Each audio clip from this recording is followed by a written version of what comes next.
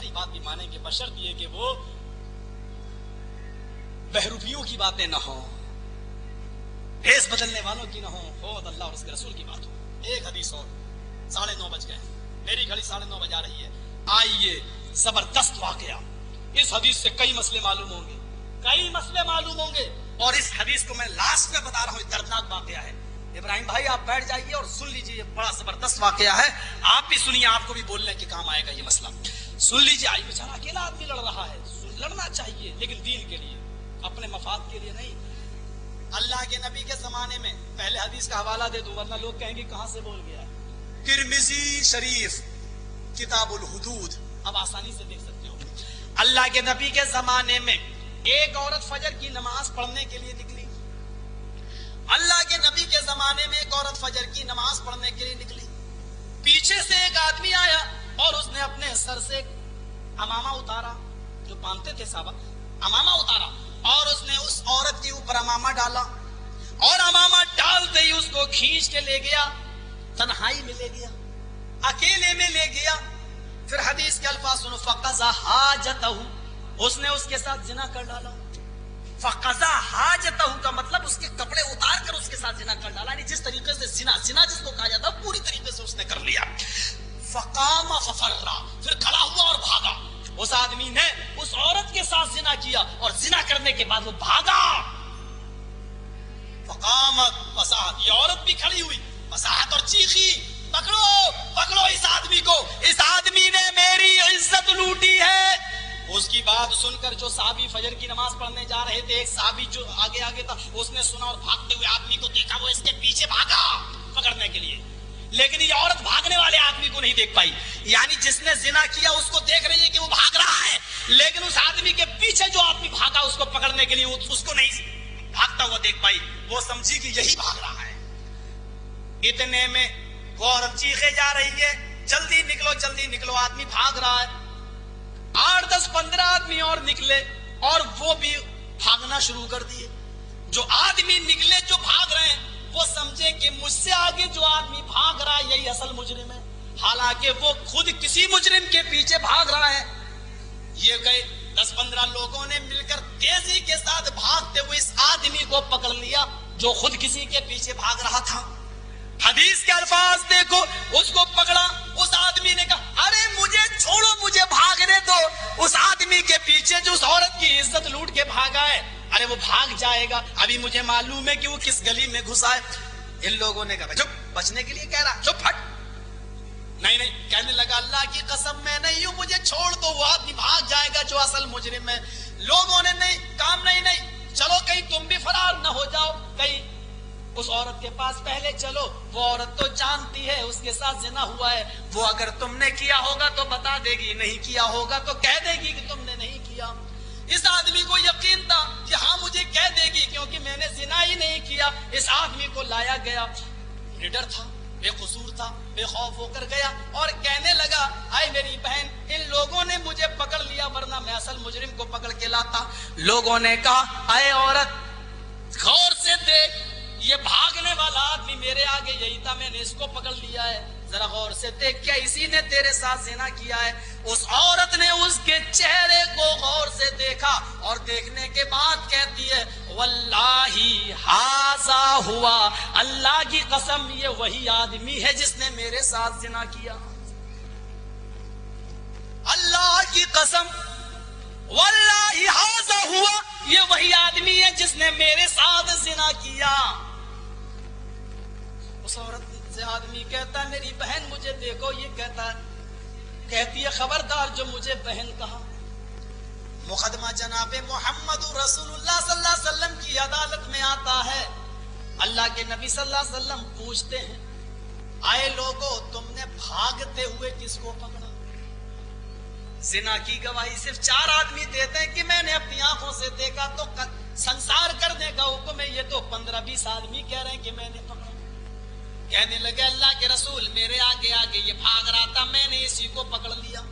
اچھا، اس عورت سے پوچھا اس کو دیکھ کے بتا، کہنے لگی یا رسول اللہ واللہ ہذا ہوا، اے اللہ کے رسول اللہ کی قسم یہ وہی آدمی ہے جس نے میری عزت لوٹی۔ اب کہا آئے مجرم اب تو صفائی میں اس نے سوچا کہ 4 نہیں 20 گواہ ہیں، یا تو اگر میں کہہ بھی دوں گا کہ میں نے یہ کام نہیں کیا تو یا تو 20 گواہوں کی مانی جائے گی، میری چلتی کب ہے، جبکہ یہ عورت بھی میرے ہی بارے میں کہہ رہی ہے، تو اللہ کے رسول 20 گواہوں کی اس عورت کی مانیں گے یا میری مانیں گے؟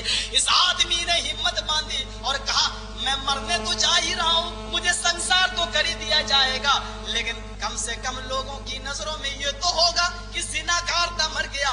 اگر میں جھوٹ بول دوں اور یہ کہہ دوں کہ ہاں میں نے یہ زنا کیا ہے تو کم سے کم یہ تو ہو جائے گا، اگر میں نے یہ کہہ دیا کہ میں نے یہ کام نہیں کیا پھر بھی مجھے پتھر مار کے مار ڈالا جائے گا، لوگ کہیں گے دیکھو زنا بھی کیا اور مرتے وقت جھوٹ بھی بول کے مرا۔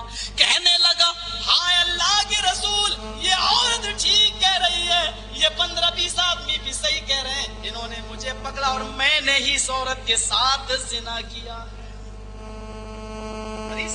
میں نے ہی اس عورت کے ساتھ زنا کیا ہے۔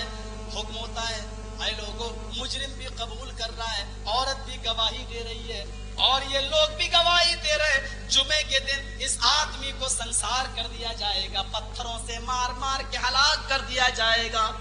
آج جمعے کا دن ہے، عورت مسجد میں نماز پڑھنے آئی، آج وہ بھی اس منظر کو دیکھنا چاہ رہی ہیں کہ زناکار کی سزا پتھروں سے مار مار کے کیسے دی جاتی ہے۔ مردوں نے، صحابہ نے پتھر اپنے ہاتھ میں لے لیے اور بے قصور اور بے مجرم کو میدان مقتل میں لایا گیا، فیلڈ میں لایا گیا۔ وہ عورت جس کے ساتھ زنا ہوا وہ بھی کھڑی ہے۔ اللہ کے نبی صلی اللہ علیہ وسلم منظر دیکھ رہے ہیں، آپ نے صحابہ سے فرما بھی دیا پتھر اپنے ہاتھ میں اٹھا لو۔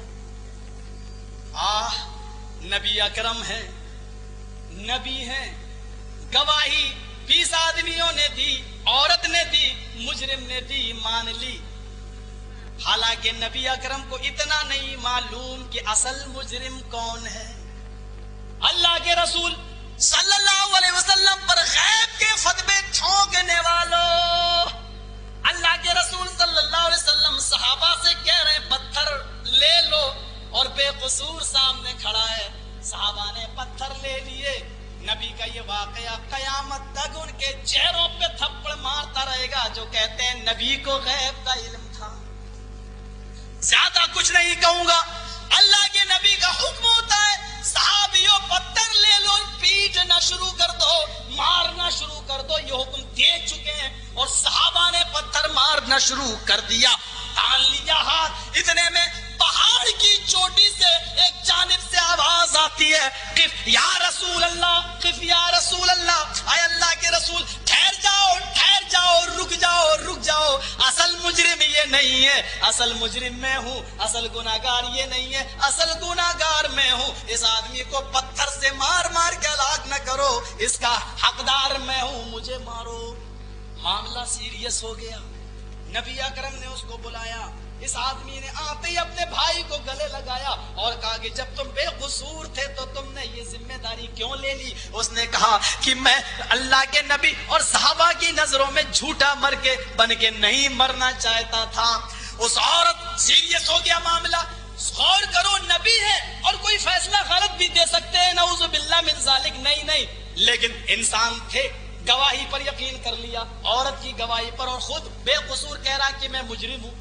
اب آپ بتاؤ، اگر میں یہ کہہ دوں کہ میں فلاں آتنکوادی سنگھن سے ملا ہوں، جب میں خود ہی کہوں گا تو کون نہیں مانے گا؟ میرے بھائی جو اللہ کے رسول نے بھی اس کی بات مان لی۔ اب اندازہ لگاؤ اور غور کرو، اس مجرم کو اللہ کے نبی نے کہا کہ کیا تم اصل مجرم ہو؟ کہا ہاں۔ ان 15-20 لوگوں سے پوچھا کیا تم نے کس کو پکڑا؟ کہا اللہ کے رسول پکڑا تو اس کو تھا، لیکن جس وقت پکڑا تھا اس وقت یہ آدمی کہہ رہا تھا کہ میرے آگے کوئی آدمی دوڑ رہا ہے، میں اس کو پکڑنے کے لیے دوڑ رہا ہوں، مجھے چھوڑ دو۔ پھر تم نے کیوں نہیں چھوڑا؟ کہا اللہ کے رسول میں نے سوچا شاید جھوٹ بول رہا ہے اور جان بچانے کے لیے بھاگ رہا ہے، میں نے سوچا عورت سے گواہی لے لو۔ پھر اس عورت سے کہا غور سے دیکھ لے، غور سے دیکھ لے، کیا یہی آدمی ہے؟